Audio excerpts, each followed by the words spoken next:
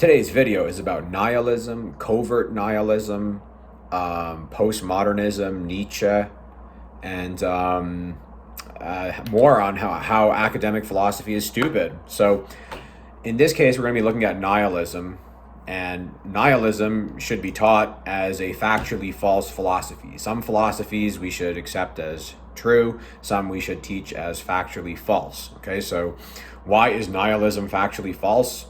Well, let's look at what nihilism is. Okay, so this is according to University of Toronto. This is the Internet Encyclopedia of Philosophy, a peer-reviewed academic resource. Nihilism is the belief that all values are baseless. What? Okay. And that nothing can be known or communicated. Well, I guess I should just stop making my video right now since nothing can be known or communicated, right? Obviously, that's really stupid and wrong. I mean, like, if I put my hand on a stove that's hot, it's going to get burned. You know what I mean? Like, there's, like, these people, like, as soon as you introduce any consequence to these ideas, then they all fall apart. Because the reality is they're not going to put their hand on the stove. Anyway, so it's often associated with extreme pessimism and radical skepticism that condemns existence. A true nihilist would believe in nothing, have no loyalties, and no purpose other than perhaps an impulse to destroy. So there's different forms of nihilism. Each of the branches of philosophy have form, and the most common form you hear is existential nihilism. You hear a lot of people on the internet saying, I'm having an existential crisis. So this comes to nihilism. So first, I'm going to go a bit into covert nihilism and intellectual nihilism, right? So even in this article, it says that the Academy has a long tradition with nihilism.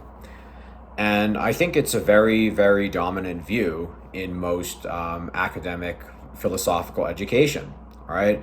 Like the idea that all morality is subjective and relative. That's a very, very normal and dominant view. The reality is, like when they have their own kids, if one of their kids is breaking all the other kids' toys for fun, they're not going to say, oh, all morality is relative.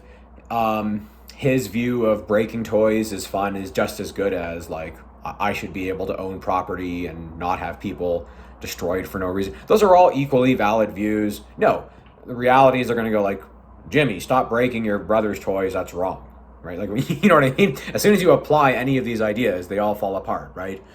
And then the most annoying one is this, part of this epistemological nihilism is this idea that you can't know what's truth, and therefore we should only ask questions. Philosophy is about asking questions. We don't seek to gain answers. We seek to ask questions indefinitely. Learning is about answering questions, right? And this is why academic philosophy doesn't make any progress in like 2,500 years, because they're not trying to answer questions. Now, Nietzsche is most commonly associated with nihilism, and many people try to say Nietzsche was not a nihilist. Some say he is. I didn't spend like my life studying this guy, so I don't know everything he said, right? But in The Will to Power, he says, every belief, every considering something true is necessarily false because there is simply no true world. That to me sounds like he certainly is a nihilist, okay? He certainly is denying truth here, and we should probably dismiss Nietzsche as someone you would seriously listen to, okay? At least when it comes to epistemology, we should definitely write this guy Nietzsche off. But we don't. We teach him as like a plausible interpretation of philosophy, right? And this comes back again to why academic philosophy is stupid, because they've already accepted this whole like nihilist framework.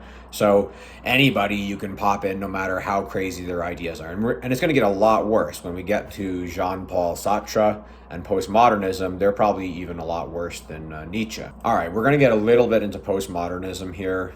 I want to keep this video short. Postmodern anti-foundationalists, paradoxically grounded in relativism, dismiss knowledge as relational and truth as transitory, genuine only until something more palatable replaces it. So they're saying knowledge is subjective, and I don't want to get too much into postmodernism because I think there's like a million videos on the internet already against it, and they're probably kind of right for the most part. I'm guessing like I know a bit about critical race theory and all these things, and for the most part, it is like what people are saying. Like it is just wacky and crazy kind of stuff. Um, Jean-Paul Sartre was one of the most influential postmodern thinkers. Simone de Beauvoir is also like these other like really famous postmodern thinkers. And Jean-Paul Sartre said the worst hell ever possible is freedom. And I'm like, in some sense, I think it's useful to read what he's saying because it tells you a lot about how many people think.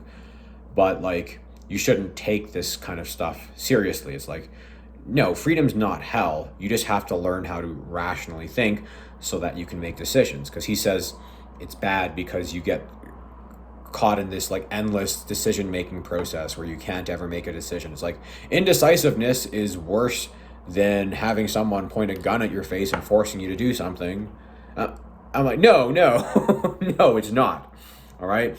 If you have that much pain from indecisiveness, then being taught decision making skills would be this is the way forward, not introducing tyranny, right? So that's another thing. Like, I mean, I might get into all these different philosophers, right?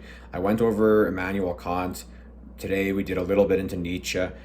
Pretty much like all academic philosophy is nonsense. Like even the most rational thinkers, like for example, Jeremy Bentham, he's the guy people associate with rationality. This is supposed to be the most rational person, right? In like the history of the academy. And I'm like, he's not that rational. Okay. So in his ethical system, utilitarianism, point four, I think it is proximity.